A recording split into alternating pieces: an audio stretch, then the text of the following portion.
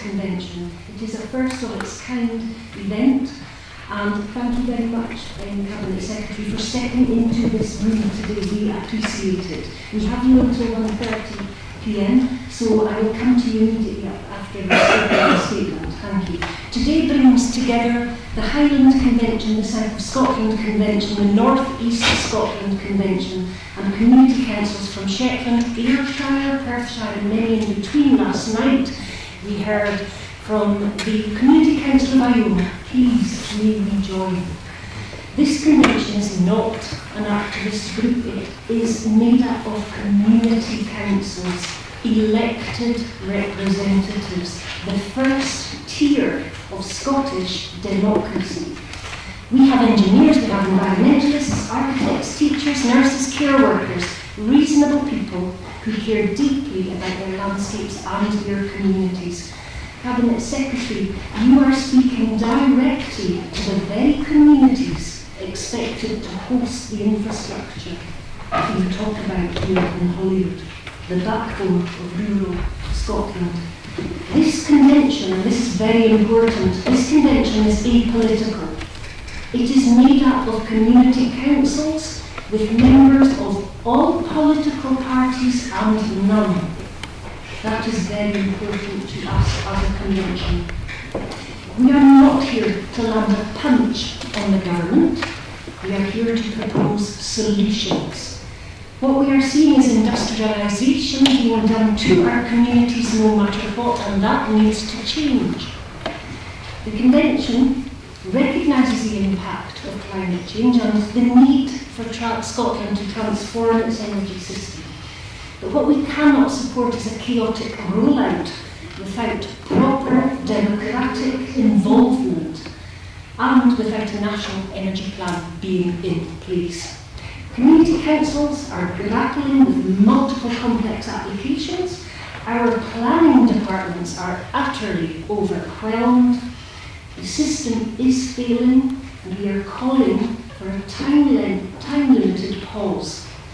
Even where careful, evidence-based solutions, objections are submitted, they are overridden, either by an under-resourced, hard-working local authority, or, as we are now fully coming to expect, by the Scottish Government itself. Nearly 50 years ago, in his famous alienation speech, Jimmy Reid described alienation as the cry of men who feel themselves the victim of blind economic forces beyond their control. The frustration of ordinary people excluded from the process of decision-making. I can tell you now, right here in Holyrood, those words reflect precisely what's happening across rural Scotland, in our communities today.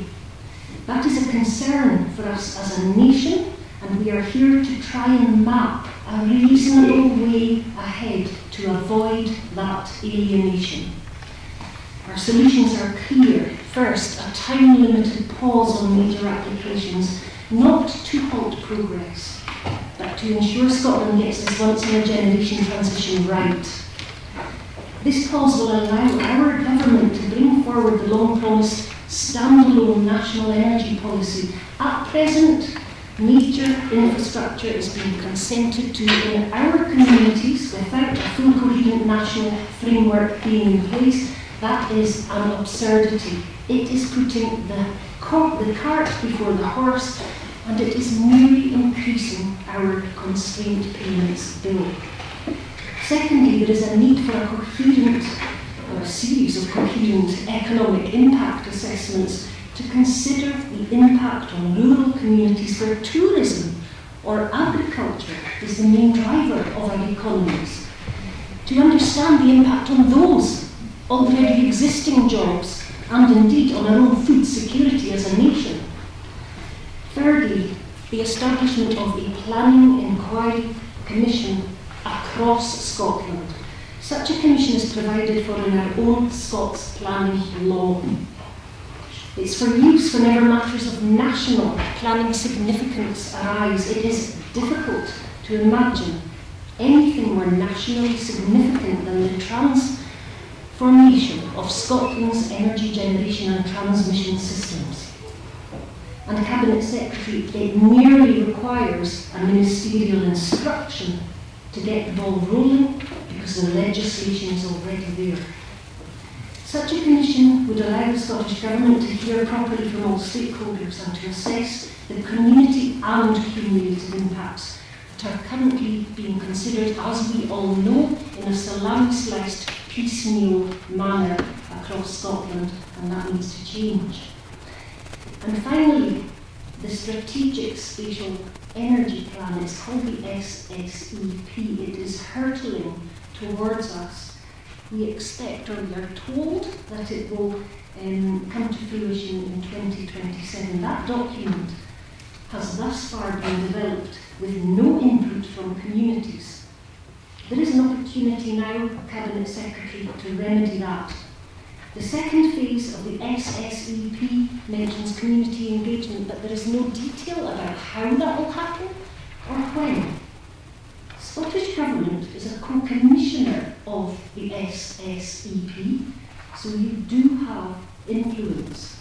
One solution to ensure that Scottish communities are involved is to give this Commission, this first tier of Scottish democracy, a place at the national table. Yeah. You can do that by recognising this convention as a formal planning stakeholder. That's the terminology in the SSEP. Give us planning stakeholder status as the SSEP goes forward, or at least make that case to the UK Government for us in your capacity as a co-commissioner of that document.